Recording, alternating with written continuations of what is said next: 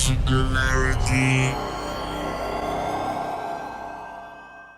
Hello everyone and welcome to another edition of Singularity One-on-One. Singularity One-on-One is a podcast feature of Singularity weblog where you can go and listen to it or download it in full. As you may already know, my name is Socrates, and as always, I am the man with the questions. Today, for the second time, my guest on the show will be George Dvorsky. George Dvorsky is perhaps one of the most notable and well-known Canadian transhumanists, bioethicist, and animal rights activist. So without further ado, hi George and welcome to the show. Thank you for having me back, Nicola. Fantastic. I'm incredibly happy to have you back on the show, George, because the first time, not only did I learn a lot, but I actually had a lot of fun while doing it. And that's why we ended up having the longest interview on Singularity podcast, 1 hour and 14 minutes, which I still believe was full of good content. Yeah, I remember having a lot of fun doing that myself, and I think because we kept it largely conversational, and it was a lot of fun doing it. So I'm glad to be back, and let's hope we can keep the same energy going and the same level of high level of conversation going. Let's hope so, and maybe even improve on it. So I would try to make this interview complementary to the first one, and thus I would avoid repeating or going over some of the topics we touched on the first time. And so let me start by this kind of a very personal question that goes to the core perhaps of what you have been doing and what you have been all about for the last perhaps decade. And that goes directly to your animal rights activism and the fact that during our last interview you admitted that you are a vegetarian, very long-standing vegetarian, for a number of what you called ethical, environmental, and health reasons. Now, I know that you had a huge struggle inside of you, and eventually you ended up embracing the paleo diet very recently. And I'm one of the people who supports you on that entirely, but precisely because of who you are and who you have been, I want to find out more about that. So can you share how this whole thing unfolded? Absolutely, and you're right. It was not an easy decision, and it continues to be something that I struggle with, not only as somebody who still engages in animal rights activism and looking out for the welfare of animals, but as someone who, at the same time, is concerned about the whole transhumanist aspect here and concerned about wellness and health and some of even the larger issues that you mentioned, such as the environmental impact and so on. So just to kind of peel back, perhaps, and it was interesting because it was in and around the time we did our last interview that I was going through this transitionary phase. And what I started, I was a vegetarian for approximately 10 years or so, primarily out of ethical reasons, but also environmental as well.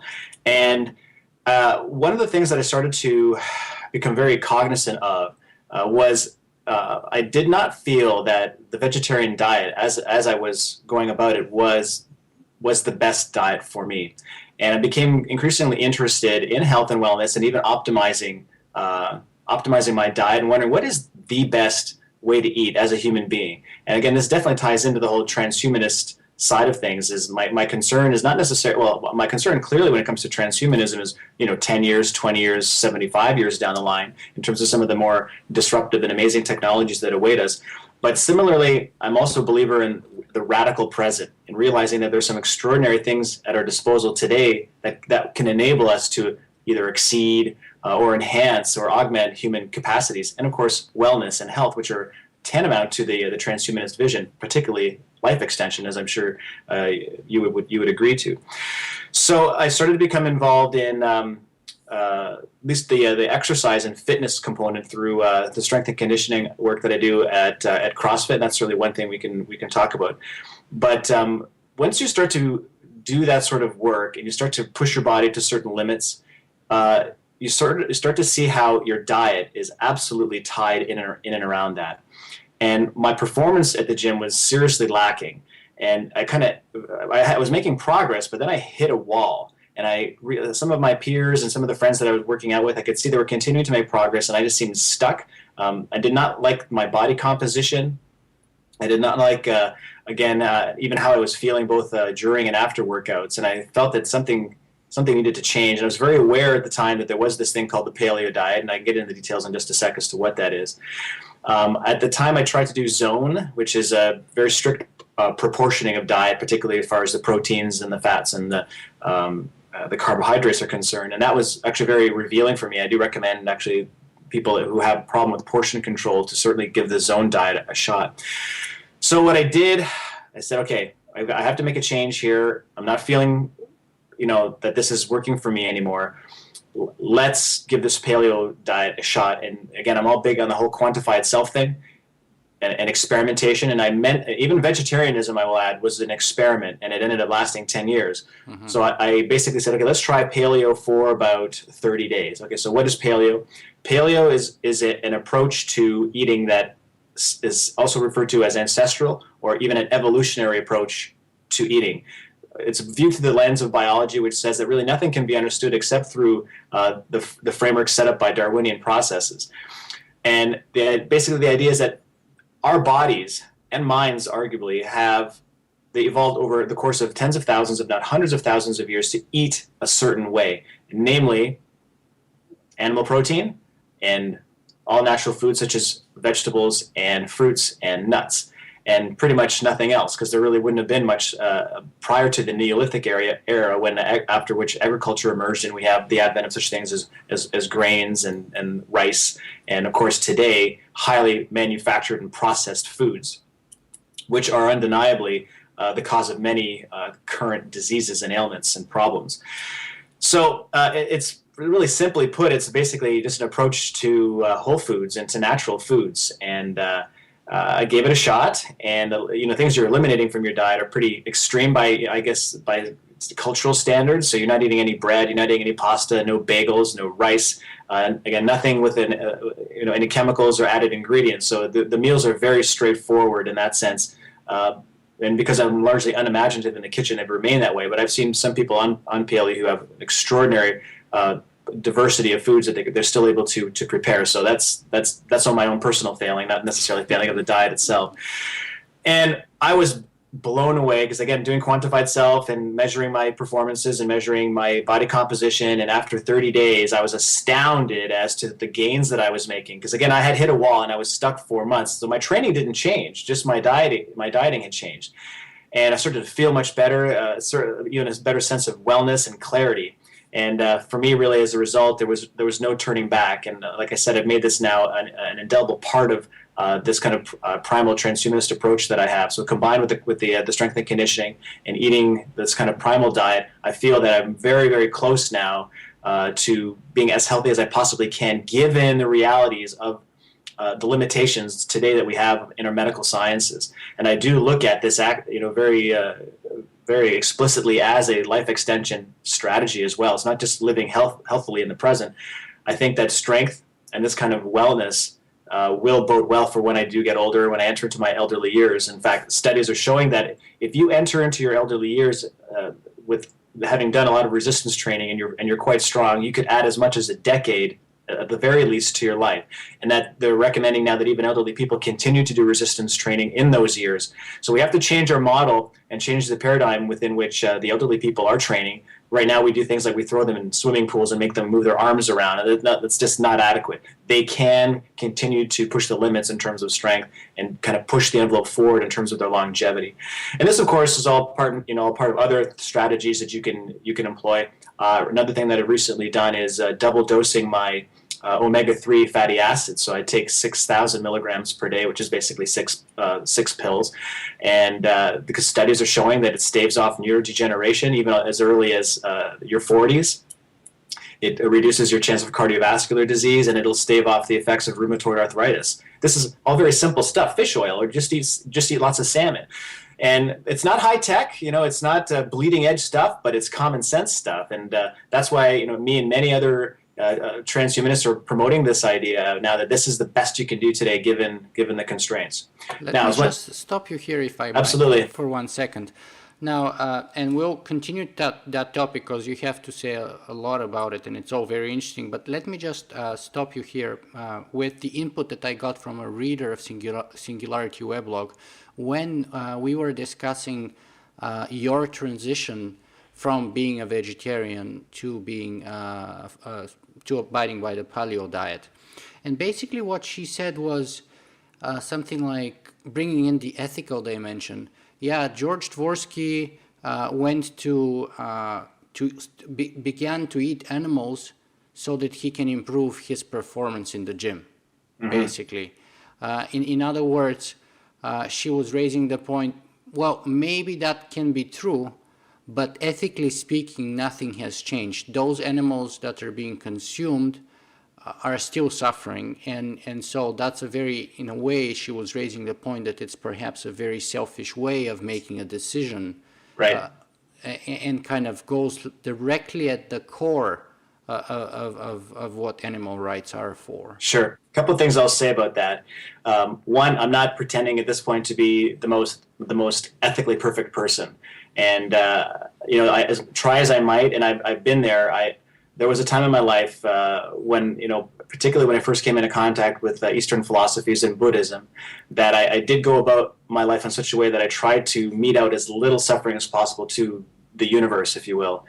And it's something that still obviously is a concern of mine, but no longer do I let it, I guess, override my life and dominate my life. I have to, I guess, be balanced in the sense and be fair to myself in the sense as to how I need to live and how I want to live as well. So there, undeniably, I mean, we're all selfish and we all have a little bit of a hypocritical aspect to us. I'm not going to lie. I'm not going to pretend I'm something that I'm not. That's all. So that's how we'll start to answer that question. The second thing I will say, though, is that's kind of a very trite way of just, saying that I'm just trying to get gains at the gym, and that's, for me, it's an indicator of my overall health and strength. And like I said, it's part of my life extension strategy. So if I'm doing well at the gym, that means I'm doing well in terms of my health and wellness, and continuing to build muscle mass. I mean, these aren't petty things. To be able to, like I said, to be able to enter into your elderly years with as much muscle mass as you could muster, including also a very high degree of bone density, because resistance training will also give you bone density much more than you had not, which will stave off obviously the effects of osteoporosis, which is a particular issue for women. So women also need to be doing resistance training. So in other words, doing well at the gym is simply, again, symptomatic or emblematic of overall health and wellness. And there's a third element I'll answer that I'll say to this question, and that is there's not all meat eaters and not all carnivores are the same, and not all of them go about meat eating in the same sort of a way. I do believe that even though it might be imperfect from the perspective of a vegetarian or a vegan or even from a Buddhist perspective. She was vegetarian, that reader that I talked to. I actually think I know who you're referring to, by the way, because I received almost an identical email from this person, but that's fair. The desire to be the conscious carnivore, I think, is fair, and I think you certainly have this. The vast majority of meat eaters are very careless and or even not even thoughtful in terms of where their meat comes from and the conditions with which their animal products are coming from, and that's not something that I think that I'm guilty of. I strive to be that conscious carnivore. So what that means is going to farmers markets, going to the organic food stores such as Organic Garage, which we have here, or Whole Foods, for example, and basically eating, let's say, beef from grass-fed cattle, free-range chickens, also the eggs from free-range chickens, which are so I believe I'm eating meat that came from an animal that actually had a decent life, or at least a reasonably decent life, a life that was actually worth living. Not like these lives that are, that are occurring in factory farms for all of these animals. That's unbelievably deplorable, and that's definitely something that has to come to an end. And a remarkable thing about the paleo community is you'll find that the vast majority of them are on board this certain idea. They're all about sustainable farming, about healthy meats, hormone-free meats, grass-fed, free-range foods. And if there's any group out there right now that's kind of leading the charge to eliminate, or not, if not reduce, the amount of factory farming that goes on, it's the paleo people. And I think they may, as this idea starts to propagate, it may be responsible, I think, for a lot of different things, including, again, more ethical standards at farms, the rise of more individual farms, so maybe going back to that sort of a trend. And again, what's not only is this ethical, it's also vastly improving the quality of the meats as well. So grass-fed meat is astoundingly better for you than grain-fed meat. When you're eating grain-fed meat, again, cows they're not meant to eat grain. They're meant to eat grass. So what problems that results is a preponderance of omega-6s in your body. So that throws your omega-3s and omega-6s way out of whack. It prevents your body from being able to absorb nutrients and minerals to the degree that it would had you been eating grass-fed, and also there's issues with water retention. So that's just one example of many. So that's how I look at it. Again, nothing. I'm not just blindly going into. I'm just going to start to eat meat because I want to have a great deadlift. That's a gross oversimplification and not even remotely fair. Like anything I do in life, I weigh always the pros and cons. I weigh my own particular needs and interests and my own particular agenda, even if you will, to promote ideas of human wellness and well-being, and go about it, I think, in the most responsible and ethical way possible. And that's why I supported you in that decision, because I know you to be a very thorough person and a very thorough researcher before you make a major decision like that, because I know how strongly committed you were before to that. And that's why first I thought, well, George must have very good reasons for doing what he did. And second of all, I respected your decision. But third of all, it really started making me think about whether I should follow your example or not. Because I have to say, I spent 10 weeks in California this summer. And many people, not only such as, Max Moore and Natasha Vita-Moore, who have been guests here previously on the show and have both talked about their paleo diets, but many other people in California are actually embracing that diet. Tim Ferriss, for example, who is not explicitly embracing the paleo diet, his recommendations are very close to it. Yes, very they are. Close to it. Yeah. With some exceptions, such as beans and legumes and so on.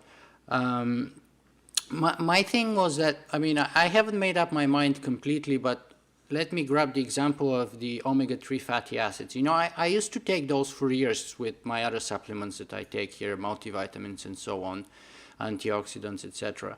And probably about a year ago, I developed some kind of an intolerance or something, because every time I'd take those, or either a multivitamin which contained omega-3 fatty acids, or just omega-3 fatty acids separately as they're sold by, say, New Chapter or the other ones, I'd get a headache, like a killer headache. Wow. Okay. And as soon as I stopped taking these, headache was gone. And I tested this on several times, as soon as I take it, and because, you take usually 3 per day or something like that, one with every meal.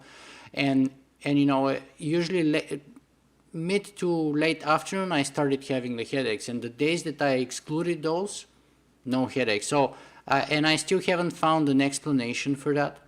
And I know the importance of those fatty acids. I know how crucial and vital they are for health and overall, for everything in your body. And still, the headaches are just keeping me away from what I would recommend then, if you can't take supplements directly, just make sure you get a lot of salmon in your diet, particularly or exclusively from Pacific salmon, because there's no such thing as Atlantic salmon. Yeah. That's all farm fed, and that's very garbagey kind of food. Yeah. And if you can, this can be an issue of affordability, eat the grass-fed beef, because it's going to not have it's not going to throw your omega-6 ratio off. So those are things that you could do without having to resort to supplementation. Yeah, those are things that I do have in mind, but both the Pacific and the grass-fed are kind of I know. high budget items. Yeah. And as someone who is like full-time blogging without really any serious income, that's a little... And you bring up a fair point, and it's an issue for me as well, is the affordability of all this. It's not cheap to eat healthily. And it's one of the most frustrating things you discover when you really focus on being a foodie and eating healthily. It's like, man, these grocery bills are through the roof. Yeah. And that's part of the problem. It's part of the whole fast food culture that we live in. And it's what's caused the whole, factory farming problem as it is. So I'm not sure what to even suggest by in terms of maybe just simply prioritizing where you spend your money and realizing, well, maybe if the health is so important to you, you will in fact find the ways to budget for those types of foods. So I have two more questions on that sort of line of conversation. So the first one is, what about the environmental dimensions? I mean, the idea goes that, if you are a vegan, you're consuming somewhere between 4 or 8 times less of the resources associated with your food production, depending on what references you read. And therefore, you're putting less stress on the planet and the environment in general. What about those? Again, I think vegans shouldn't kid themselves about the environmental impact of non-meat-based diets. I think the jury is still out on that. I mean, every diet is going to cause a certain degree of suffering and a certain degree of degradation to the environment. I think it's a matter of degrees. Don't get me wrong. I think that factory farming for meat is definitely the major culprit and is definitely causing more of a problem than, let's say, non-meat-based agriculture. But we're still talking about two evils, if you will. There's no perfect way around it. Our presence here on this planet as human beings is going to cause stress to the planet, which is unless, of course, which gets now to the second part of the answer. Again, I want to stress the fact that we are talking about new models of agriculture and the whole issue of sustainable farming. Mm-hmm. So basically moving to smaller venues and working within systems where there's a kind of ecological soundness to them. And I saw one remarkable model where it was a small-scale farm. And the first stage was basically, well, actually, they asked the farmer, what are you actually a farmer of? Because he had a bunch of different things on his farm. He says, actually, primarily speaking, I'm a grass farmer. And the journalist couldn't really quite understand it until they got in there and actually saw what he was actually talking about. And what he did is he set aside a certain part of the pasture there to grow grass to make sure that it was vibrant and lush. And only until it reached a certain stage that he let the cows go in there, and the cows, of course, did their thing and they ate all the grass. So which is obviously a good part of that. But at the same time, they dropped their dung onto the fields.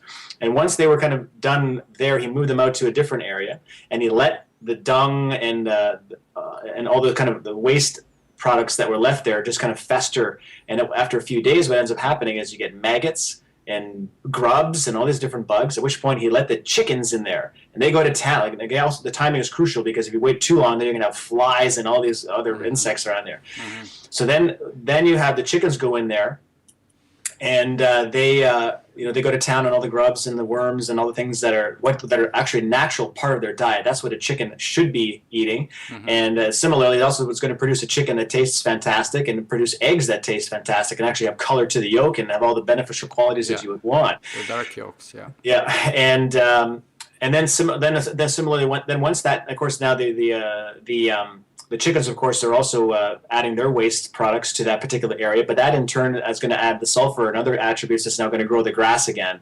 And now you see we have this cycle, and this is the model that we need to move to. And you've got meat being produced here, and arguably you can say that even this same farm can also similarly produce vegetables and fruits depending on the model and how this particular farmer wants to do it. While it sounds great on paper, and certainly we're moving more towards this sort of a model, and I would like to support it, the only issue about it is what will this do to food prices down the line? And the experts that I'm hearing are saying, well, it's going to result in higher food prices. And that's why I think that there's going to have to be a sea change, I think, in society that right now I think we're getting used to the fact that food is so cheap, but we're paying some awful prices for that cheapness, both in terms of our health and what the impact is on our environment. And if we want to have both of those things, optimal, then we're going to have to pay a little bit more for that, and maybe less on things like our iPhones and iPads and all the materialistic luxuries that we're similarly accustomed to and have as equally prioritized in our lives. Mm-hmm. But the question then is it sustainable to expect that 7 or even soon 8 or 9 billion people can be fed sustainably with that kind of a free-range organic kind of farming techniques? I don't know the answer to that question. I think it's an experiment that's worth embarking upon, and I think there's enough land. I think there's to be able to do that, and I think that hopefully, I think it might be just a matter of initiative, of ensuring that there's going to be an equitable distribution of these sorts of foodstuffs, and that like I said, I think it's an experiment worth embarking upon to see if we can do it. I don't think we actually really have much of a choice. Mm-hmm. And secondly, what I'll say is there also needs to be some technological intervention here, and I do hold great faith, for example, in the possibility of artificial meat or lab-grown meat, where we are talking about actual meat protein in a proper sense, but that we develop the requisite technologies not just to develop it such that it's tasty, that it has the same texture, and of course, very importantly, it has all the beneficial qualities from a health perspective that we want out of that meat, but that we can also mass produce it. Because as I understand it, we kind of can sort of do it in labs and petri dishes and maybe kind of make it taste a little bit good, but what we cannot do is get this production line, this kind of factory scale production that would, so-called feed the world. So these are some struggles. That's why I don't believe anything you hear when you see like, oh, next year we'll have, artificial meat and so on. No, we are still, I think, at least a decade, if not decades away from that. But I think that that will go a long way to addressing some of the concerns that you have and some of the concerns that we will globally have as a population that's now teeming into the upper billions. Let me move on here. I mean, I want to note just one point that before that, perhaps, that I was talking to some people working in that field this summer, and they were saying that currently most of the techniques actually involve using a certain kind of a calf hormone, which is extracted only after you kill baby calves or something like that. So those petri dishes meats are impossible at the moment without that element. So they're really not suffering free at the moment at all. Okay. But, well, or at least that's what I was told. But let me bring in your other dimension here in terms of the physical activities that you're involved with cross training and so on. And so let's stop here for the beginning. What do you do specifically? You mean in terms of strength and conditioning? Yes. Okay, so the program that I'm in is referred to as CrossFit. And CrossFit was a strength and conditioning program that was, I think, is about 15, 20 years old now. And the idea behind it is it's really a move away from the traditional models that we have in the gym, where you go to your global gym, your family gym, you go on the treadmill for about 5 to 10 minutes. You do some stretching perhaps, then you go to the back and you do isolation movements. So today I'm going to work on my biceps, and then tomorrow I'm going to work on my legs, and so on. Maybe take a rest day in between all this. That's starting to be, I think that's more a bodybuilding culture. That was the split system, yeah. I used to do that when I was 18 and 19.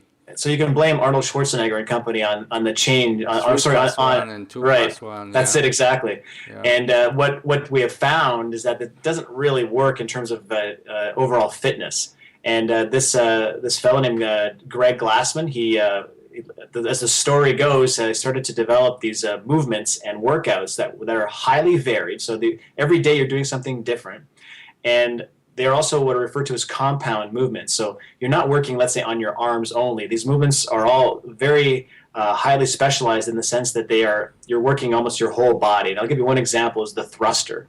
So the thruster is a move where you have, and again, there's a lot of weightlifting, and specifically Olympic weightlifting in CrossFit. You take the bar at your rack position here, typically for guys to be about anywhere from 95 pounds through to 135 pounds, and you take it from a standing position, you go to a full squat. There's a lot of squatting in CrossFit, so if you don't like squatting, you're probably not going to like CrossFit, but you're going to have to get over it. And then from a full squat, you have to then thrust yourself up and lift the bar overhead, and then come back down again to a full squat. That is an incredibly demanding movement. It's you're using your whole posterior chain, and it's cardiovascularly demanding, and of course you need strength both in terms of your legs and your arms, and absolutely most fundamentally in your core. One thing that astounds non-CrossFitters is that we don't actually focus on core at all. I mean, sometimes we'll have sit-ups in the workout, but for the most part, all of the movements that we do, whether it be box jumps or even the rowing that we do, because we do some rowing work, or whatever it might be, you're constantly engaging your core and your abdomens, and you'll see people walk out of that gym with 6-pack abs, and because they've not focused at all on their core. It's just the result of working compound movements. So in addition, and unlike any other fitness program, it actually defines what fitness means. The ability to do an increasing amount of work over a decreasing time domain, so they're specific in that sort of a sense. And they also define specific areas of fitness that it's meant to tackle. So there's strength, there's cardiovascular, there's agility, balance, stamina. Go down the line, and I mean, if you can find another fitness program that is that specific, I'd love to hear it. I'll become very interested in it. But it's the specificity of CrossFit and its approach that not every workout's going to tackle all of these, but over the course of months and months of doing CrossFit, being that every day your workout is different, you're going to tackle all these different elements, and you'll find some astounding results, both in terms of, again, your cardiovascular endurance, your stamina, even your agility, your balance. And the way they do this is through three primary areas. There's the Olympic weightlifting that we do. We do gymnastics, so we do ring work. We do work on on monkey bars type things, and then of course there's the cardiovascular aspect. So we will do some running, and we'll do some work on the rowers and so on. So it's worked for me personally. I mean, CrossFit's not without its critics, because it can be pretty tough on the body. But I think, like anything, you have to be smart about it. Take your rest days. Don't necessarily feel that you have to go all out, 100% out every single time. Common sense is I think is the best thing. But for me, it works for me because I see the results. It also works for me because it's done in a group setting. One of the problems that I've always had is working individually when it comes to exercise. These are class environments, and you start to bond with your classmates. It's men and women working together, and various capabilities and of various talents. Everybody's got their strengths and weaknesses. It doesn't matter. We get in there, and the clock goes 3, 2, 1, go, and then we go to town on whatever workout that is. And to be like, even today, I just got back from the gym. It was packed. Like, we had maybe about 30 people in there, and it's just a racket of noise, of bars being dropped, people shouting, people screaming, and the music is cranked. And it's just like, that's what I thrive off that. It's just tremendous. And you're damn right I'm going to be back the next day to do that, as opposed to that kind of antiseptic, quiet elevator music environment you get, in the traditional gyms. So this is vastly removed from that. Yeah. So that's my routine and why I've been sticking with CrossFit. This is now the 4th year that I've been doing it. No looking back now. Fantastic. So let me reveal my evil plan here now. Well, those two general questions, one about your diet and one about your fitness, were kind of aimed at sort of creating the context of this question, which is this. George, all of these are kind of going back in time. They're backward looking. They're going back to the Paleo period, and embracing both the diet and the lifestyle, if you will, chasing those wild animals and imitating all the movements that are incorporated in the CrossFit section. At the same time, you're a transhumanist, meaning transhumanism is all about the future. It's all about embracing the next step of technology, embracing what's new and incorporating it and turning the old into the new one, by abandoning the old one quite often on the way, one way or another. And yet, in your personal life, it looks like you're embracing those kind of age-old systems. Is there not a contradiction somewhere there? And you're right. Even the CrossFit, it prides itself on these kinds of ancestral movements, if you will. It's pulling, jumping, dragging, and there's an emphasis on the kinds of movements that we would have in a natural state, as these kinds of Paleolithic creatures. So you're right, even the eating and the exercise is definitely a seeming step back. And it's something that's, obviously not lost on me as a transhumanist, and I sometimes wonder, like, am I looking in the wrong direction here? But ultimately, what I'm looking for is efficacy. And it doesn't matter to me, if it's a cybernetic implant, or if it's omega-3 fatty acids, or if it's box jumps at the gym. If it works, if it's optimizing my health and wellness, then you're damn right I'm going to be interested in it. I have no bias. I think maybe transhumanists they're so technophilic that there's a bias towards all technologies, that anything that's old must be bad and old-fashioned and ineffectual, and anything that's novel and good, novel and cutting edge, that's got to be good for you. I think that's overly overly simplistic.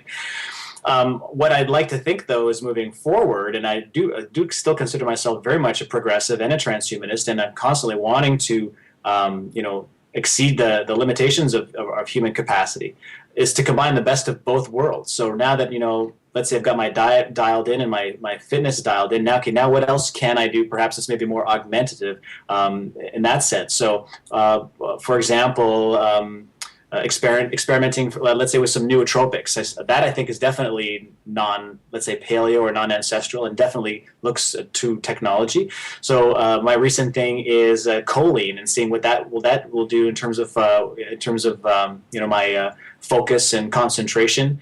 And the early results with that have been very positive. So in that sense, again, the quantified self aspect, and looking at some new things, I'm definitely in favor of that. And of course, one cannot deny as well, as transhumanists, many of us were early adopters. We're pretty much right there when a new advancement is released, or whether it be a new app or a new way to network with people, to kind of thrive off the synergistic effects of, let's say, some new technologies. We are the first ones that are there. There's no question about it, and that's absolutely transhumanistic. It may be exosomatic in the sense that it doesn't, it's not part of my body's capacity. But hey, look, there's post-humanism and there's post-humanism, and both are very valid. And the post-humanism, and from the academic sense, is the suggestion that we are increasingly offloading ourselves and our capacities, and our mind even, to our externalities. That's absolutely true. That is what we're doing. So to be a transhumanist and to think completely from an insular perspective of the flesh and the flesh barrier is a terrible mistake. The blurring lines between our bodies and our environment are getting increasingly blurrier. And in other words, what I'm trying to say here is we need to constantly even look at those things that we don't consider to be technologically or an enhancement specifically, but they are in fact enhancing and augmenting the way we think, the way we relate, and the way we communicate. There's no question about it. So at the same time, this is why trying to put this idea out there of primal transhumanism, is that you can still be a progressive, you can still look to exceed your capacities, and at the same time look toward more traditional means of doing so. And again, at the most fundamental level, I look at all of this stuff that I'm doing as a life extension strategy. This is part of my my effort to increase longevity, to enter into my elderly years both as healthy as I possibly can, to push the envelope, to I have the same goals as Aubrey de Grey and Ray Kurzweil does, which is to basically pass that bridge, if you will, such that we can continue to reap the benefits of medical technologies as they're being developed to progress life further and further and further into the future. I don't want to be, and I'm sure you don't want to be either, that last generation that missed out on radical life extension. And because maybe it'll come into effect in the year 2065 or 2085, we don't know that. There's so many wild cards that are in play here, both in terms of sociopolitics and in terms of the medical technologies and the rate of development.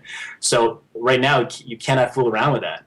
And we know what's at stake as transhumanists. We know what's at stake as those that are interested in the singularity and the rise of AI. We know what kind of a future may await us in terms of how spectacular it could be.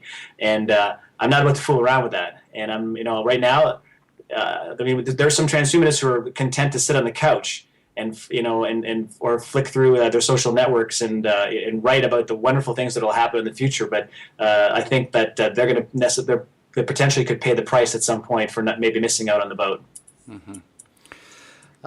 So there's a couple of other topics that I would like to discuss today during our conversation. So I'd like to move on beyond the paleo diet, as interesting as it may be. So let me go to some of the latest work that you guys have been doing at the Institute for Emergent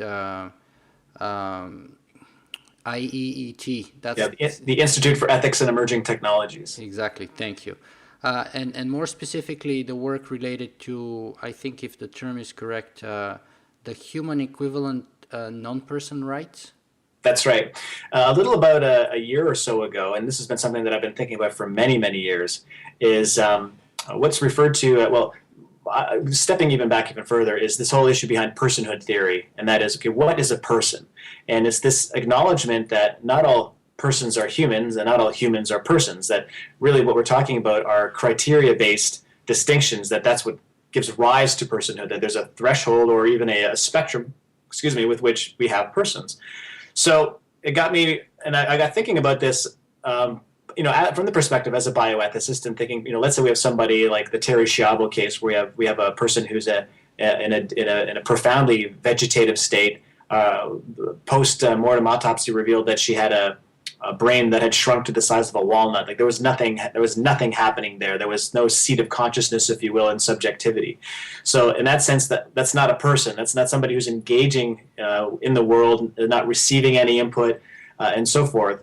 as distasteful as that might seem to some people, particularly from traditional backgrounds, from a practical standpoint, that's does not qualify in the same way that a fully robust person does, which could be, for example, a non-human.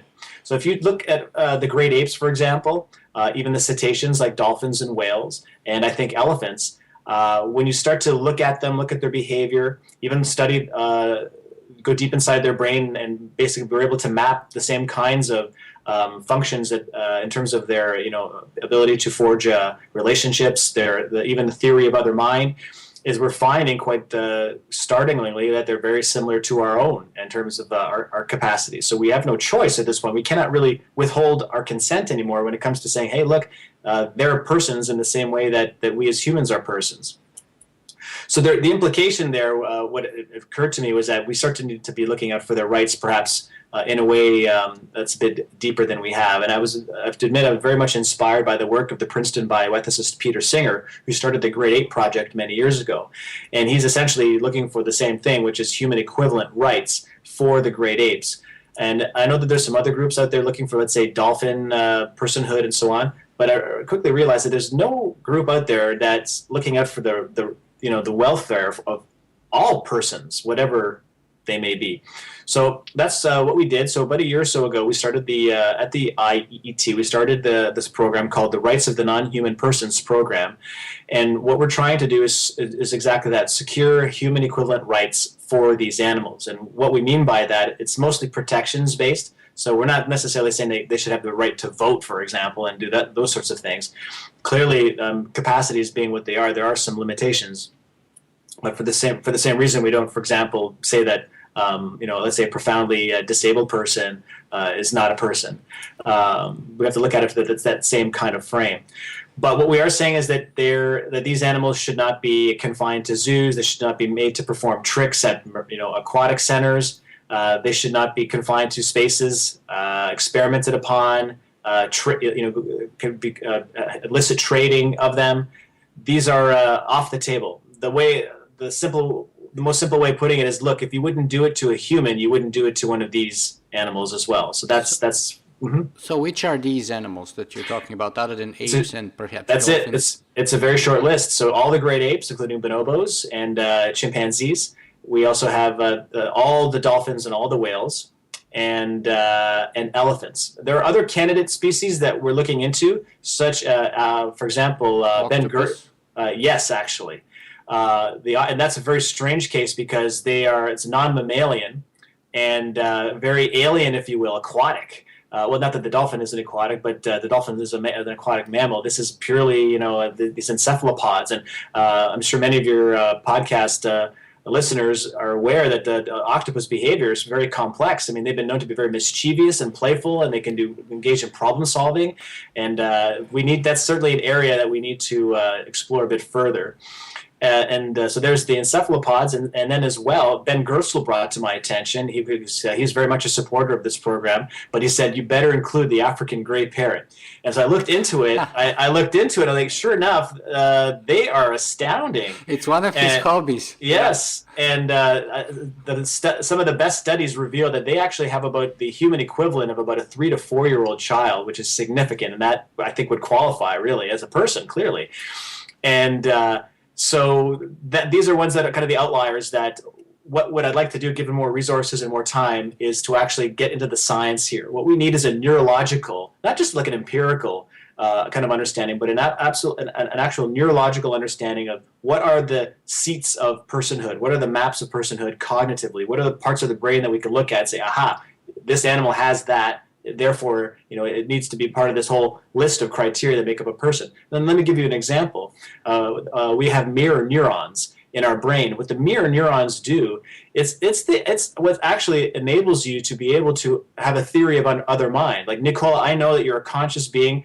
I'm not about to insult you or hurt your feelings, because I know why would I do that? I know that I have this feeling. I can empathize with you and have these associations. Now, as much as we like to think that I was taught that, that's not entirely the case. That's actually a cognitive capacity that you have as a result of the mirror neurons. That's why they're referred to as mirror neurons. It enables you to kind of mirror yourself and to see yourself, so to speak, in another person or another creature. And what we've discovered as well is when we've studied the brains of, let's say, whales, for example, is we've discovered that they have the exact same cells, these mirror neurons, and they're actually identical. So we know that the whales must therefore have a theory of other minds and must also be considerate towards each other and their feelings and so on. So that's definitely, check that off the list. That's one of maybe several criteria, and these are the things that we have to work on is, okay, what are all the various criteria that make up a person, both from a behavioral perspective in terms of what we observe them doing, but also from a neurological perspective in terms of what their latent capacities are as thinking and considerate and social and emotional creatures. So I would, and maybe the African gray parrot and encephalopods aren't the limit as well. I suspect that there actually may be more personhood candidates out there. What we need to do is just start off with a small group, because it's not only is this a scientific problem, it's also a social problem, because we have to get buy-in right now on the whole idea of there being non-human persons. Because that's actually right now a very radical idea. Because right now most people will just say, "How dare you say such a thing?" The only people that can the only persons that exist out there are humans, and that this is an indignity to humanity. This demeans us and makes us look like another animal in the forest, and that lessens what it means to be a human being. And I think we have to get rid of that speciesist attitude. And if anything, I think that if we were to recognize, let's say, that dolphins are persons, actually that's my prediction. Is that dolphins will be the first, and orca whales potentially, because the orca whale actually is a dolphin. It's a subspecies of dolphin, that they will be the first non-human persons recognized. And in fact, PETA just recently, I think a couple of weeks ago, this being February of 2012, they had a very interesting lawsuit against SeaWorld, where they named 5 plaintiffs, specifically 5 orca whales by name. And of course, they were represented by a lawyer. And what they were saying was that they actually deserved to be protected by the U.S. Constitution, specifically the 13th Amendment, which forbids slavery.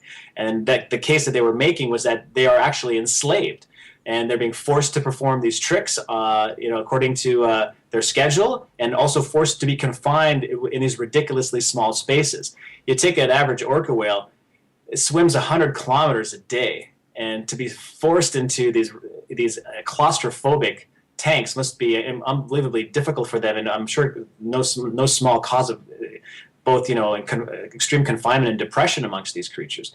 So what made this case particularly important, not just the fact that they actually went through with this, was that a judge actually listened to this case, and he heard the arguments both for and against. Of course, the SeaWorld lawyer was saying that this is a waste of time and ludicrous, and saying that invoking even slippery slope arguments, saying that if we allow this, then eventually, we won't be able to allow sniffing dogs sniff for bombs and drugs. So this kind of guilt by association, or this kind of way to distract perhaps the issue at hand. I think frustratingly, when the verdict came down, the judge said that very explicitly. He said animals are not persons. And it was the explicitness of that language that actually astounded me, because it tells me a couple of things. One, we still got ways to go, but 2, he actually gets it. That judge understood fundamentally what the issue was, and he was not prepared to make that precedent yet, because he knew what the implications would be. So to me, that's actually a huge victory, because that means that the next case may lose, the next case may lose, but we're going to get there eventually, where this is going to be a normative idea. This is a normative concept that will have to be phased into public acceptance and social acceptance, such that we can come to become comfortable with the idea that we can have animals out there that are also considered persons and protected by some fundamental rights. George, you just mentioned the sort of some of the neurological requirements that would allow you to place certain species on that list. But what about the emotional ones? What about suffering, or and more specifically, the suffering of say animals that we can observe in our daily lives, like our pets? Mm-hmm. Many of us have dogs and cats, and there's an annual global outcry about Canada's, annual hunt for seals and stuff like that. Why shouldn't we put animals like seals or dogs and cats on that list? It's They an are excellent, exhibiting all the elements of emotional suffering yeah. associated with death and so on, or when they're wounded and, not killed on the first shot or whatever. I mean, horrible suffering, really. And Yeah. why shouldn't we place them on that list? It's an excellent question, and it's one I'm asked quite often, particularly pet lovers. My cats, the first argument you get is, my cat has such a personality, and such, like you said, even has emotional capacities, that why would you not, recognize that as a person? And I'm actually very sympathetic to that. I do believe there can be such a thing as a dog person and a cat person. We have to kind of lose a certain kind of anthropomorphism about this.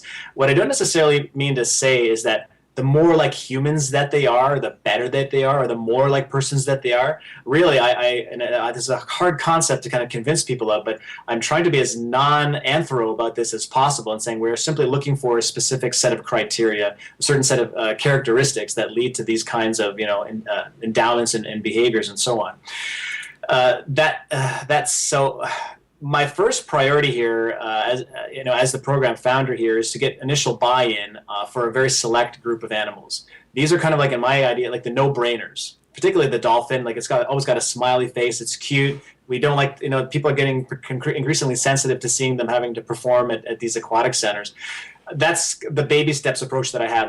That the first thing we have to do is get acceptance about that.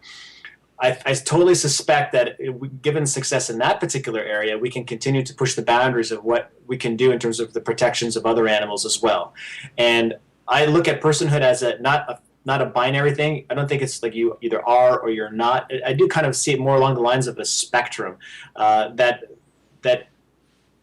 essentially that even if you are, let's say, in the lower end of the spectrum in terms of your capacities, that you still have deserving, let's say, of a certain set of rights and freedoms. Maybe not all of them. This might sound maybe prejudicial on my part. Maybe I'll be proven wrong, and somebody can maybe put about a more elegant kind of solution, a more sophisticated solution than what I've got what I'm posing here.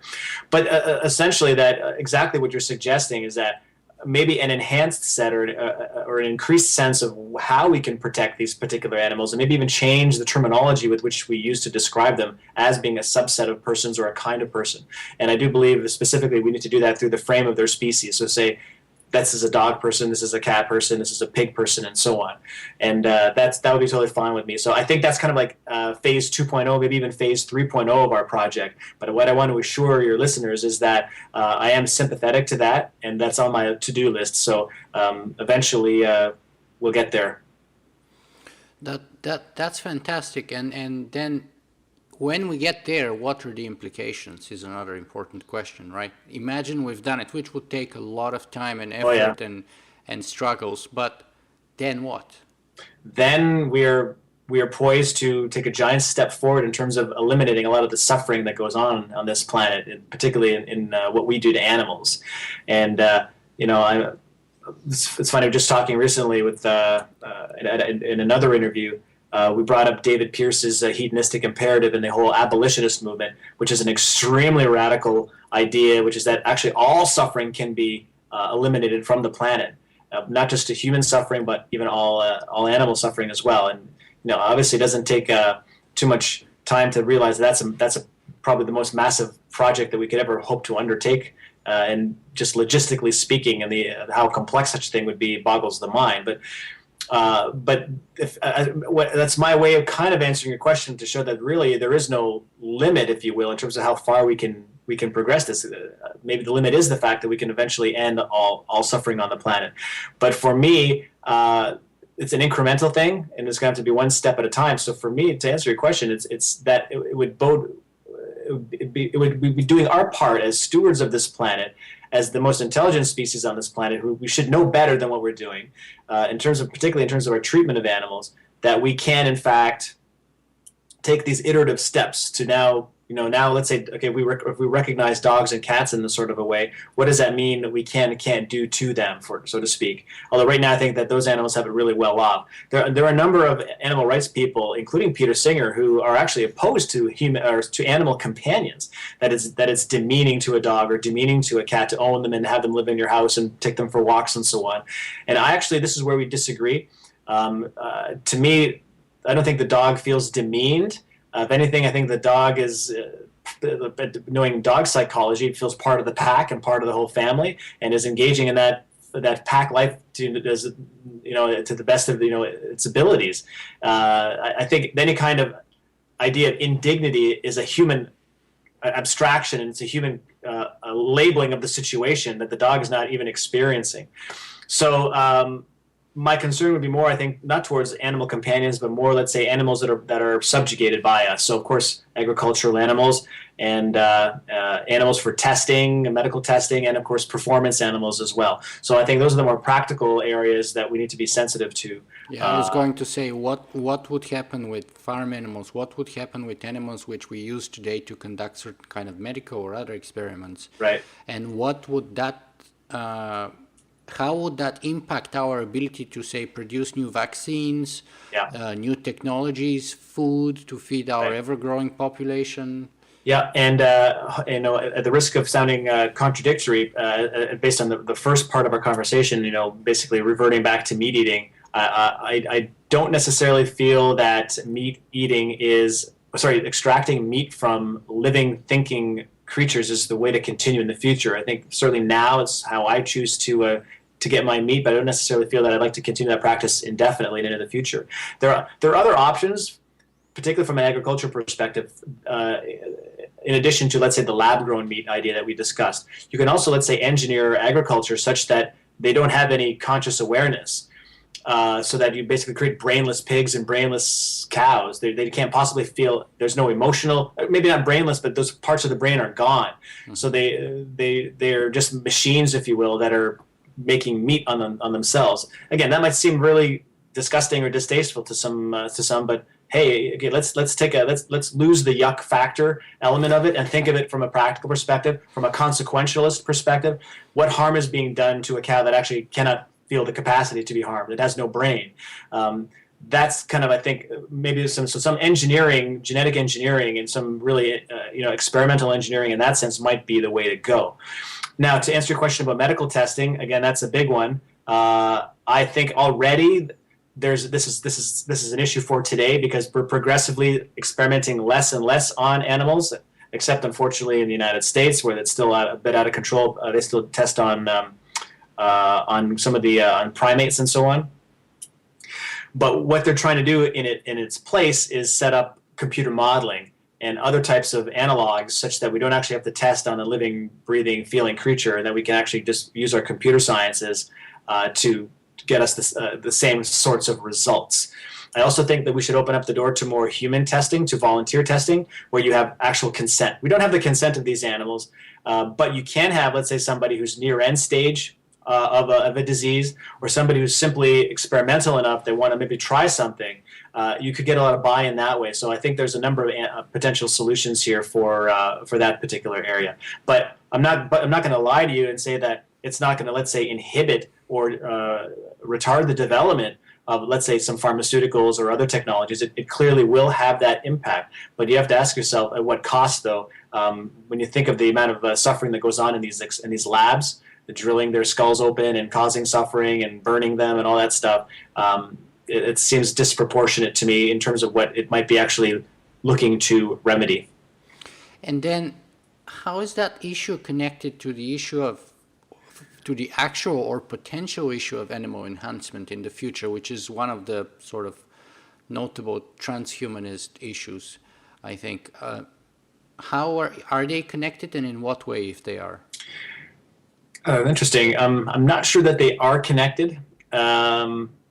What I've said, and you're right, I've been an advocate of animal enhancement, also referred to as animal uplift, is the idea that I have here is it's more of a developmental view of the trajectory of intelligence on this planet. So it's more of a look into the deep future, not necessarily, let's say, the next 20 years, but maybe the next 100 years plus. And that's the idea that we are progressively, as a species, moving away from our biological state, more towards the so-called post-biological, or even a digital sort of a state. And at the same time, of course, augmenting our intelligence, engaging in perhaps different realms of activity that we were heretofore incapable of engaging in. So, in other words, new spaces of exploration altogether. And I don't necessarily mean in space; I mean more in terms of our digital capacities. And the idea of us going through this transition and at the same time leaving the natural state as exactly that seems a bit off-putting to me and even a bit distasteful. That the concern I have is that why would we allow Darwinian processes to continue when we could kind of put it to an end? That we're kind of past Darwin, if you will. We need to kind of put it out of its misery. And the idea, because why I'm opposed to Darwin and Darwinianism in particular, though, is it's a kind of a crude method for the propagation of and continuation of life, which is basically this whole survival of the fittest mentality, which is devoid of compassion, and it's brutal. It's in the way it goes about what it needs to do. And if you think about all the human suffering that goes on in the world, one can only imagine the kind of suffering that goes on in the animal kingdom. It's incalculable. And this is definitely the concern of thinkers like David Pearson and other abolitionists.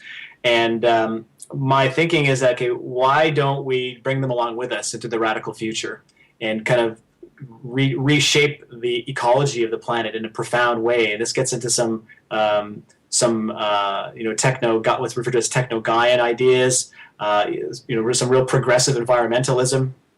The idea that we could completely remold the ecological system of the planet, create a kind of Eden, if you will, where we have exquisite control over so much of its processes. And I'm not saying we can have control of every gust of wind, for example, or every ant colony, but simply that maybe at a 40-foot level we have control over those factors that lead to the emergent effects and chaotic effects that are part of this grand concert that is the planetary ecosystem and ecology. So as part of that, we might want to seriously consider uplifting our animal companions, or not our animal companions, but all of the animals on the planet.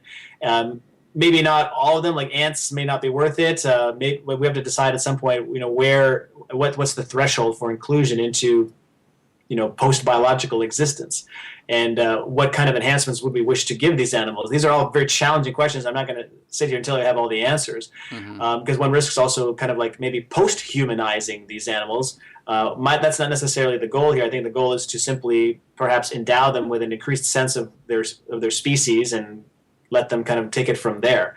So that's kind of, go ahead. My concern is this, though, that aren't we running the risk of sort of anthropomorphizing them in a way?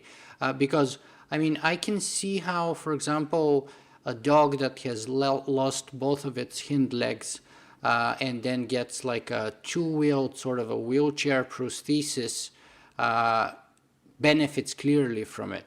And I would venture to say that we don't require the dog's explicit consent to do that, because we're clearly alleviating suffering if we provide it with such a prosthesis. Or a dolphin which has lost its flipper gets a flipper prosthesis, right? But I think we don't have the consent to sort of provide them with a cognitive enhancement or a neural implant which would take them to our present level of intelligence. Because at that moment, first, they didn't give us their explicit consent, but secondly, I don't have an answer to the question as to whether they're better off or worse off than they were before. I don't know. Yeah, and again, these are exact questions that I tackle with on a regular basis, and there's a couple of angles that I've approached this with, and one is using the frameworks as established by the sociologist John Rawls, and he kind of did this thought experiment that was referred to as the blind veil experiment, where in terms of meting out a great distribution of primary goods and maximizing social justice. He said that you basically need to. The way he set up the experiment was that you should put people, take all of society, or at least a set group of society, and kind of put them behind what's called this veil of knowledge, where they don't know what their station is in life. They don't know if they're rich. They don't know if they're middle class or disabled. They don't know anything about their situation in life. And then they're to ask them, okay, what would be the most kind of the most reasonable or the least, I guess, desirable state to be in that society. And he said that if you did this collectively, you'd end up with maximizing a kind of sense of social justice. And I figured that knowledge of one's species should probably also be included in this kind of thought experiment. That if you were to enter into this thought experiment, and then at the end of it, you were told, well, actually, you're going to be, you in society are incarnated as an elephant. How would you feel about that, knowing that you could have been a human, for example? So the kind of the question that I have here is like, if you knew in advance, what you could have been, what would you have chosen? And I think that maybe a grade 8 would have actually chosen to be human. I don't know, but that's one way that I've chosen to kind of think this through, and maybe getting a sense of in other words, this is a way of inferring applied consent to a certain degree. Another way of going about it is what I've called uplift sampling. So let's say we take a chimpanzee and we give it incrementally more cognitive capacity to the point where it can actually articulate its desires. And we would say, do you like where this is going? Because you remember what it was like to be an unenhanced ape. And it sounds pretty extreme, but basically ask it at that point and say, is this an experiment worth continuing? Were you happier back then? In a way, almost asking them to be a spokesperson for their species, and maybe not necessarily one chimp specifically, but we would sample across maybe several, many. I don't know how many we could do this, but this would give us a sense as to whether or not what you're saying is exactly right. And just as an aside, by the way, and this speaks particularly well, I think, to the issue at hand, and why I'm somewhat why I am in support of it. I'm sure you saw the Rise of the Planet of the Apes film last year. Yeah, I did. And it. To me, I was so excited by it because it actually posed a very optimistic view, or even a very enlightened view of enhancement, particularly animal enhancement, because you had this one chimpanzee, the Caesar character, our protagonist, who was forced to go back to this kind of natural state. Right, he was sent back to the sanctuary because he was misbehaving in society. And so now you had this ape that had been raised as a human, had pretty much human level capacity, and was now forced to go back to this primitive sort of life, but most importantly, in and amongst those who are unuplifted. So basically, regular chimpanzees, and it was hell for him. He was brutalized there. He was bored out of his mind. It was in a way this kind of like a tremendous kind of step back for him, and. What the movie ended up showing after that was, okay, what did he see as being kind of the solution out of this? It was using his head, and in fact, it was uplifting his comrades around him, and it was really what it was showing that it was enhancement and intelligence as a liberatory force. That it was through in being able to better engage, in their environment and having the smarts to kind of get out of their situation, that they could achieve their ends. In this case, get the hell out of that sanctuary and basically go back to the forest or wherever it was, just so that they could be free and do what it is that they wanted to do. And to me, that was unbelievable, an unbelievable kind of message that was put in there by the writers. And maybe I'm giving them more credit than they deserve, but I think not. I think it was a very deliberate attempt to show this. So in this sense, what it can to kind of maybe taking from this movie and applying it to the uplift ideas that I put forward is, I think, and this even harkens a bit to James Hughes's idea of democratic transhumanism, which is basically the idea that it's through enhanced humans that we can enhance the democratic process and become more the politic, if you will, and we as citizens can better engage in the issues, can improve democratic institutions and other kinds of institutions that are in our collective best interest. Because right now, arguably, the problem with democracy is that we have an electorate that's largely uninformed. They're victims of their own cognitive biases, victims of the class, not victims, but their voting patterns are subject to their social place in life and so on. That it's not necessarily, let's say, optimized from the way democracies should work. So enhancement can also be looked at, particularly animal enhancement, as a way to politicize animals, to give them the means with which they can better govern themselves.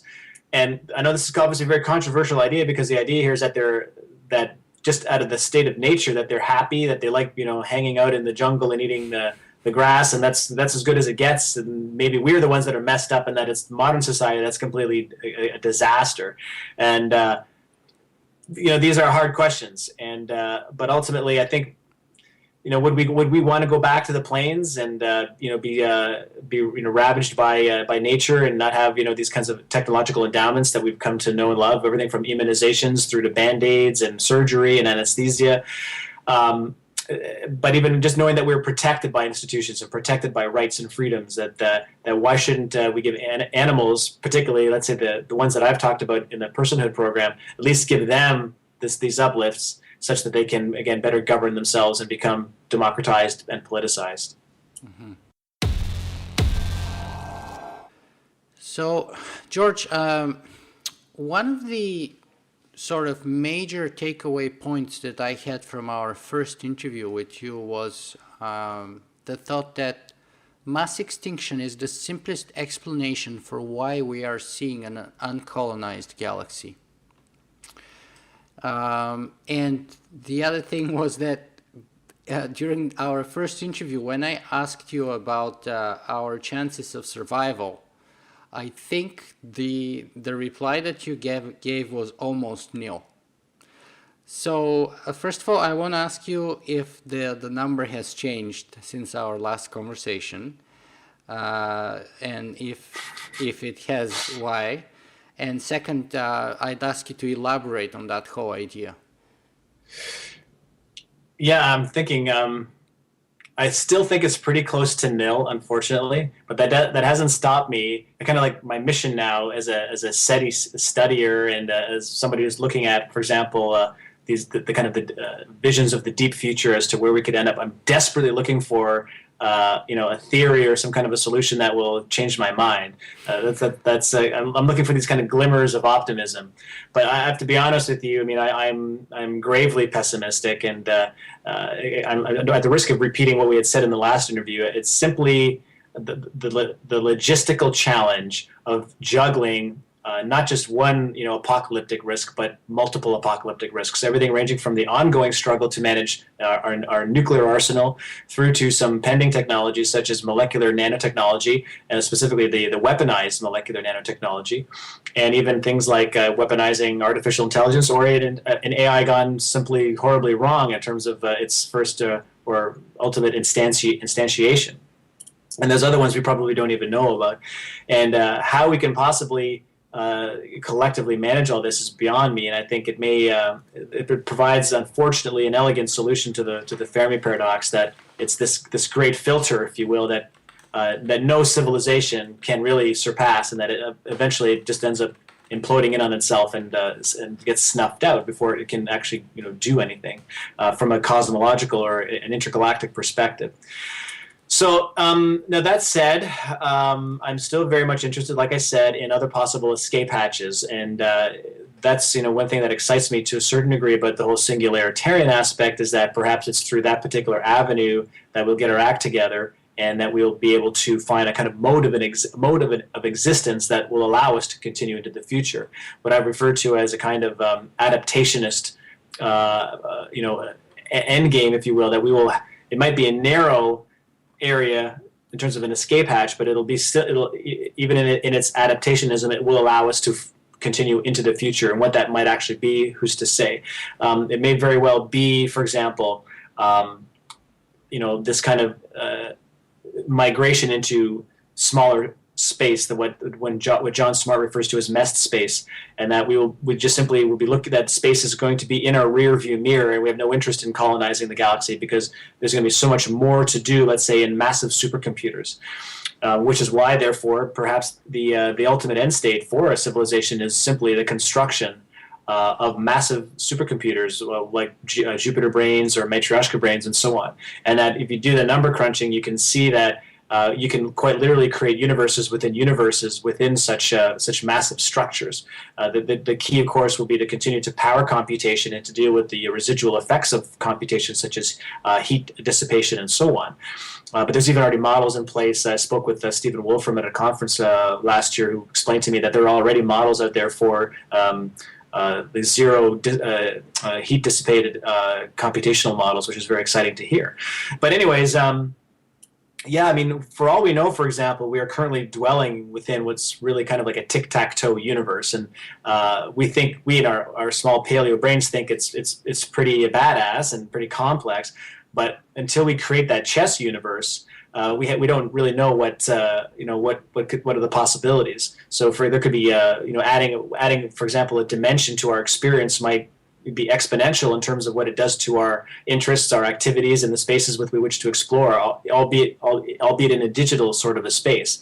So what I'll say to you, while I feel that extinction is still the likely scenario, I will not sit here and tell you that there aren't other possibilities. Is that at least there's a bit of that kind of like hope at the end of the tragic story that this is potentially an area worth exploring, which is why I keep wanting to go into that area to say yes, actually maybe we can explain. Let me provide an alternative explanation too, given by William Gibson in his latest book and in one podcast interview that I listened to him probably last week, where he says that basically what he's noticed and what he wants all of us to be aware of is the fact that when futurists and science fiction writers get to a certain age, then they start looking at the world and comparing it to the world that they were seeing when they were young. And of course, they have to come to terms with their own mortality and the fact that everything was better when they were young. Not because that everything was better, but simply because they were young. And therefore, they end up committing the fallacy of claiming that the world is coming to an end, that the young generation is the worst young generation that ever came to be, that the dangers to us as a society are greater than they've ever been, and that we are soon going to reach the end of the world. And examples, range from Mary Shelley's Frankenstein to H.G. Wells to many other futurists and sci-fi authors.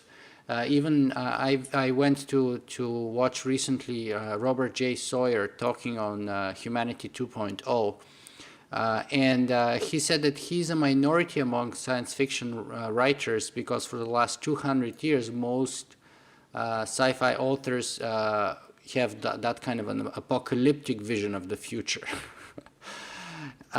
So don't you think that one way or another, I mean, your transhumanism, your diet, your sort of health regime, your desire to enhance your longevity, all of those are creating the perfect conditions in which, you would come up with a conclusion that, yes, our chances of surviving are almost zero. Yeah, I know.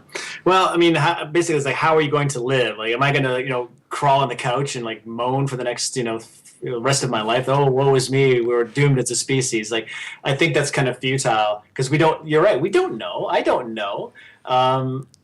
I think I have to go under the assumption that we're going to pull through this and we'll figure it out. We'll have a spectacular future and hopefully be part of that. And I really don't, I do get the doom and gloomness of science fiction. It certainly makes for more interesting stories. It might even make for more accurate stories in the sense of this hard science involved. Because ultimately, if you're to really, like you said, if you're to push me, George, what do you really think is going to happen? Well, I'm sorry to say, I don't think we're going to survive it. But that doesn't mean my life is going to come to a stop. I still have to live day by day and hope that we, like I said, we hope that we do pull through. But one thing I do want to add to this conversation is, while I agree, it was William Gibson that I think you were quoting, while I agree that every generation is somewhat guilty of this and these kinds of recurring patterns, I do think, though, that as we're getting a sense as to where we're heading in the future, that it is an order of magnitude more dangerous than it ever has been. And now that we are now, we've never been, a species in possession of apocalyptic weapons, and we are now, and we're going to be increasingly in the possession of, much more threatening weapons that have these kinds of global scale in terms of their devastation, and that's unprecedented territory. And so I think it's maybe even a bit trivial and trite to suggest that we're just being worrisome again, and it's just same old generational problems. So I don't think we should understate the dangers that we're heading into. Mm-hmm.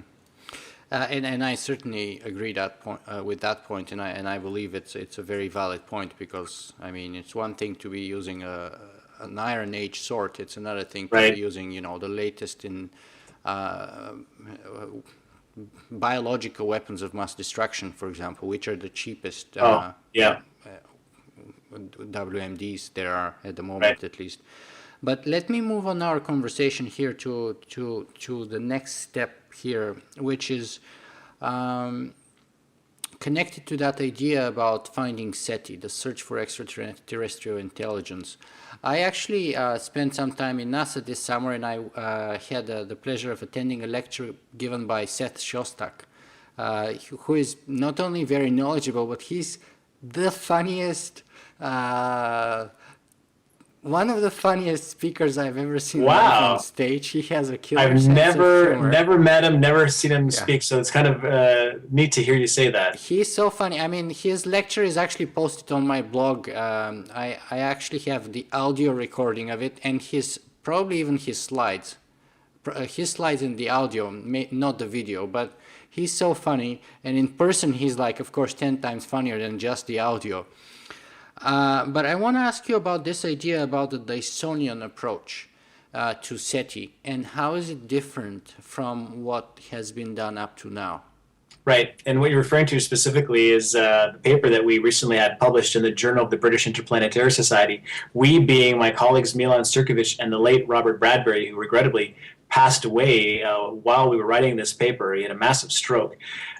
Did you ever get a chance, by the way, to interview or even meet Robert Bradbury? No. That was a mind. I'll tell you, you would have loved, I think, to have him on a show like this. And anyways, in my opinion, he was the world's foremost expert in SETI studies. And with all due respect to Milan, I think he was an absolutely voracious collector of any paper and anything to do with whether it be SETI endeavors and the whole history of that action, but even through to what we're about to get into, which is the whole macro scale mega engineering aspect of things.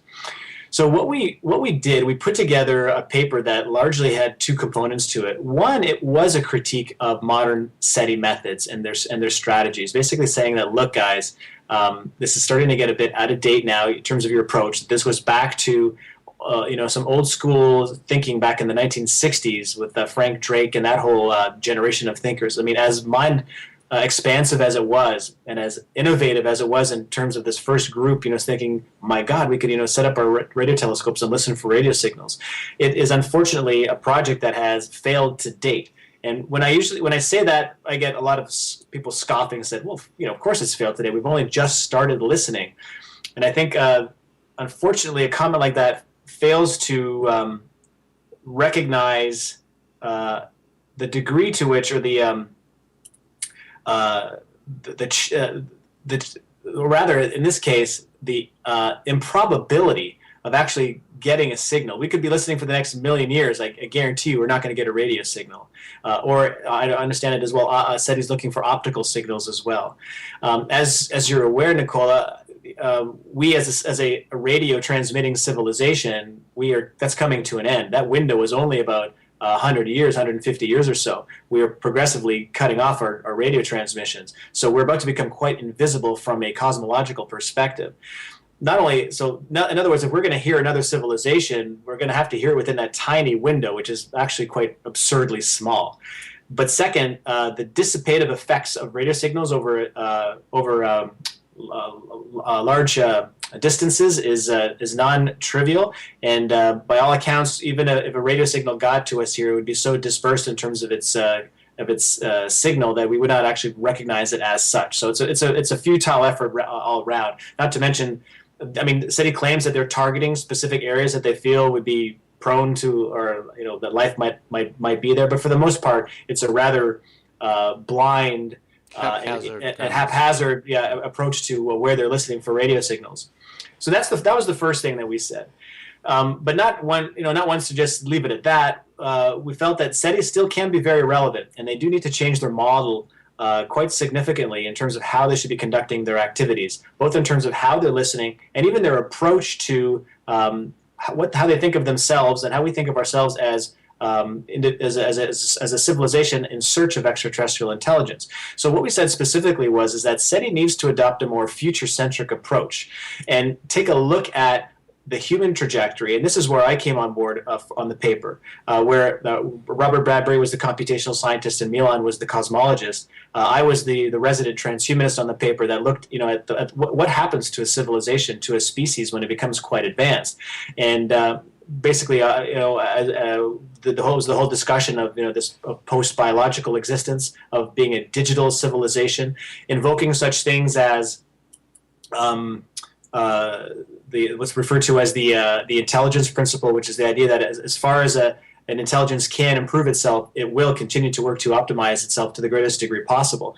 So it's these kinds of realities, if you will, and kind of getting a sense as to what the human trajectory is. We can extrapolate based on those trends and say, look, it's very possible, very likely, therefore, that extraterrestrial civilizations, particularly many of those that have come before us, will have gone through these same phases and will kind of result in this kind of a flourishing, this kind of advanced mode. Mm-hmm. And so that's basically, in other words, they shouldn't be looking for civilizations like ours, these kinds of immediate post-industrial civilizations. They need to be looking for post-singularity types, or even something we don't even know yet, but that we have to figure out what that might be, hence the kind of future-centric approach to SETI studies. So now from a practical perspective, okay, what can we actually do? What should we actually be looking for, therefore? And that's why we refer to it as Dysonian SETI, as we borrow the idea from the physicist Freeman Dyson, who was a big thinker in terms of these kinds of engineering projects that we may get ourselves involved in future. And the one that he came up with in this paper was only about like 1 page or so, was the so-called Dyson sphere, was this idea that we could create a shell around the sun at the distance of 1 AU, which would largely capture the entire energy output of the sun, which would basically make us into Kardashev. That's a Kardashev 2 civilization. A Kardashev 1 is when we're simply able to capture the entire energy output that's required to sustain the planet Earth. So I've seen many models as to, since that paper, how we could actually do this, how we could construct it, how the panels would look like. And what's interesting, though, about this, though, is you're not going to get 100% enclosure of the sun's output. In other words, there's going to be leakage, particularly in the infrared signal. And we know exactly, or at least have an idea in the band as to what that signal would be, and that's what we should be looking for. So when we do look up into the heavens and we aim our telescopes up there, we should be looking for that very specific signature. It wouldn't tell us absolutely that's a Dyson sphere, but it might make us, rub our chins a little bit and go, geez, what is that? Could that actually be an alien civilization? And that's one example of many. I mean, we do refer to it as Dysonian simply to give it the sense of that mega scale aspect. We need to be looking out for the kinds of engineering activities that an advanced extraterrestrial might be engaged in, whether it be stellar uplifting, stellar engines, and even waste products, the kind of factoryization, if you will, of their activities. And figure out what those signatures might look like, and basically the challenge here, not only in discovery and identification, but to distinguish it from natural phenomenon. I mean, as you're aware, when we discovered pulsars a few decades ago, the first thought was, oh my God, that's got to be alien. That there's no way that something like that could exist in nature. But we've since learned that actually, yes. Pulsars are in fact a natural phenomenon. So that's going to be one of our challenges, is to basically stop and ask ourselves, okay, what could, what's synthetic or artificial and what's natural? And it would be nice as well. This is also what we said in the paper, is that we also should be looking for actual signals that are meant to get our attention. What are called calling cards, if you will. So one example, I think. By a French cosmologist, he had this idea where an ETI could put these have objects rotate around the sun that are very obviously artificial, so like a huge square, a circle, maybe a smiley face, I don't know. But it's kind of thing that you look at and go, yeah, that can't possibly be natural, and that's a very, I kind of maybe exaggerate, but I did that by design, because there's no way that could be they would figure out a way to make it very obvious that they're trying to get our attention, much the same way that Carl Sagan had assumed that they would through radio signals. And in his very famous book now, Contact, it was through the transmission of prime numbers, that there's nothing in nature that we know of that can produce this regularity of prime numbers, because it's such a bizarre, set of, numbers. So that's that was the paper. And I did send, by the way, the paper to Seth Shostak, and I never heard back from him. So I just thought I'd pass that on. Who knows if they'll adopt this particular strategy in the future. That's fantastic, George. But let me ask you this. I know you're a fan of Carl Sagan's, just like I am. Isn't that in a way kind of criticizing and or undermining his work? And he was a very sort of a visionary, very long-term looking kind of guy, who was really, in my opinion, he was not just a mere scientist. He was like I would call him both an artist and a philosopher, because he was both artistic in the way he was able to communicate his message and inspire us, and also very philosophical in the sense that he could dive deeply into the implications of of all of those dimensions of the cosmos and so on. So, what I'd say is, I would not be sitting here opposite you if it wasn't for Carl Sagan. It's as simple as that. I mean, probably one of the most formative thinkers in my life, particularly when I was a teenager, and it just set the whole path for me in terms of scientific inquiry, and even thinking from a cosmological perspective, and even an interest in SETI. Absolutely. But I think I would disagree with your use of the language in saying that me and others are working to undermine him or undermine his mission. I think we are scientists, and we're coming at this from a scientific perspective, which is constantly working to improve our knowledge and get a better understanding of systems and models. And if anything, I think Sagan, from what I know of him, he would probably present some counter arguments, to continue to maybe uphold his particular opinions on it. But ultimately, the most efficacious and the most valid of arguments will be the ones that survive. That's the scientific method. So if anything, I think again, I don't necessarily like the choice of language by saying undermining. I'd say we're engaging in the scientific discourse that Carl Sagan would be 100% behind of, even if it meant contradicting his own ideas. Now, similarly, though, I do, as much as I respect Carl Sagan, as much as he continues to be a hero for me, I do disagree with some of his assumptions, particularly him coming from the perspective of the so-called SETI optimists. SETI optimists, both in terms of his denial of the Fermi paradox, and secondly, his interpretation that ETIs would be friendly by default. I think both of those presuppositions are potentially wrong and dangerous, and that the Fermi paradox is already indicating to us very strongly that there's probably no hope in hell that we will ever have of detecting the signs of extraterrestrial intelligence. If we are going to find signs of ETIs, they will be of the non-colonizing type, which is why I think our paper on Dysonian SETI still remains valid. But we won't. But the galaxy is old enough. It's ancient enough, and life could have emerged so long ago that it could have been colonized by now thousands of times over. And a common objection to this particular stance is that, well, yeah, they could have, absolutely, you're right, George, colonization may not be what you think. They could have just come and gone, and we'd never see their signs ever again. But I disagree completely with that, because I do believe it violates the intelligence principle, which is that if an intelligence does start a colonization wave, it will irrevocably alter the fabric of the galaxy itself, and it will begin to convert it into a Kardashev 3-scale galaxy. And that's clearly not happened. Our galaxy is clearly still very much in a natural state, unperturbed state. And I think that it's been clear that no colonization wave has made its way through the Milky Way galaxy at this point, and perhaps maybe through none of the galaxies in the universe, which is a rather bizarre conclusion to make, and hopefully we'll have some insight into that at some point.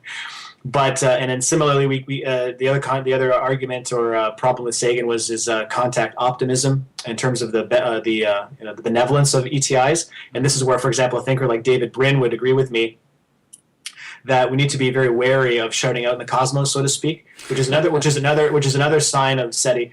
Why, by the way, another reason why Dysonian SETI and SETI proper are good is because it's passive. Is that we're just listening and looking, and that we're not making our presence known. But there is a group of I guess SETI advocates, or whatever what you would call them, known as active SETI, that they've actually already started transmitting signals out into the cosmos that are meant to get the attention of ETIs.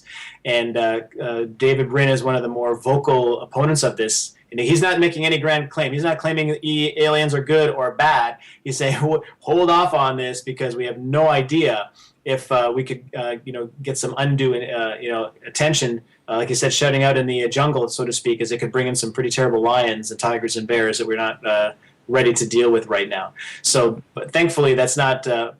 Well, I shouldn't say thankfully, because there actually are active attempts to do this, particularly by some Russian groups.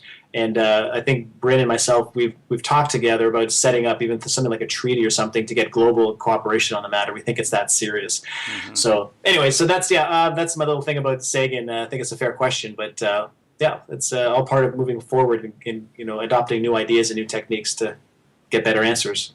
So, George, for all those viewers and listeners today who don't know much about you and would like to find out more about what you do and your work, what's the best place to go and visit you?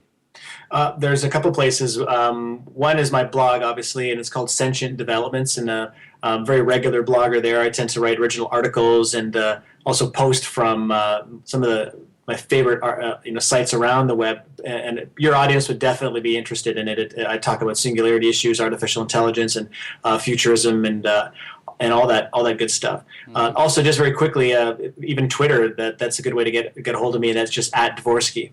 But I've also restarted my podcast as well. It's the Sentient Developments podcast. I did it for a number of years, like 3 or 4 years ago, but then I stopped for several years.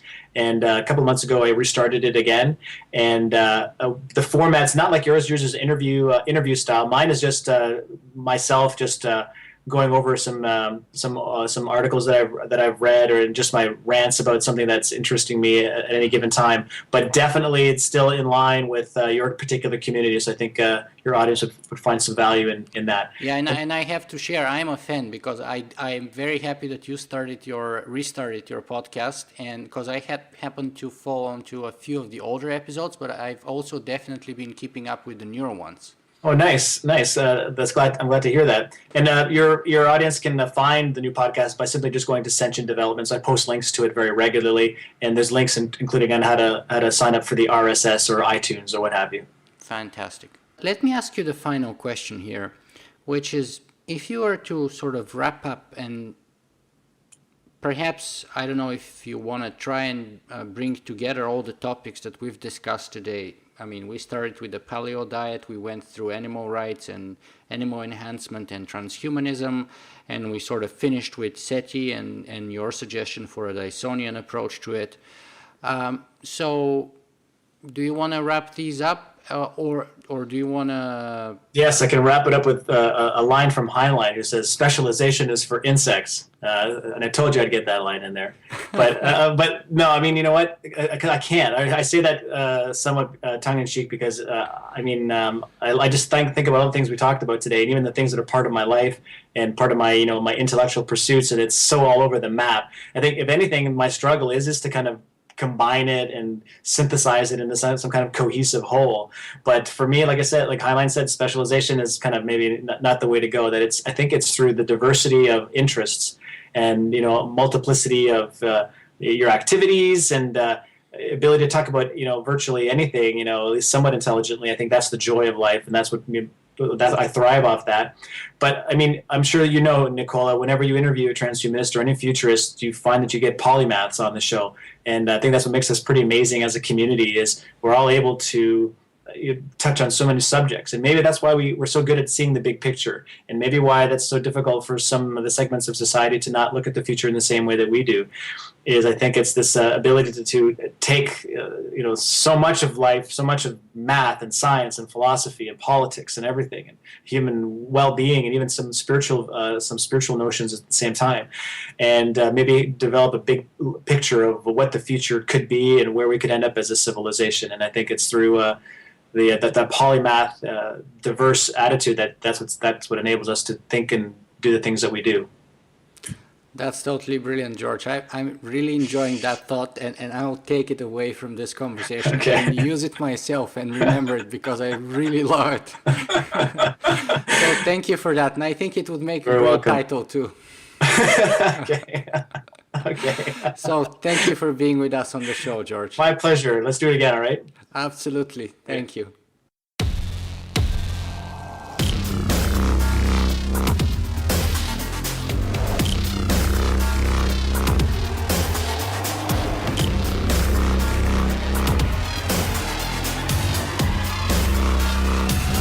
Singularity.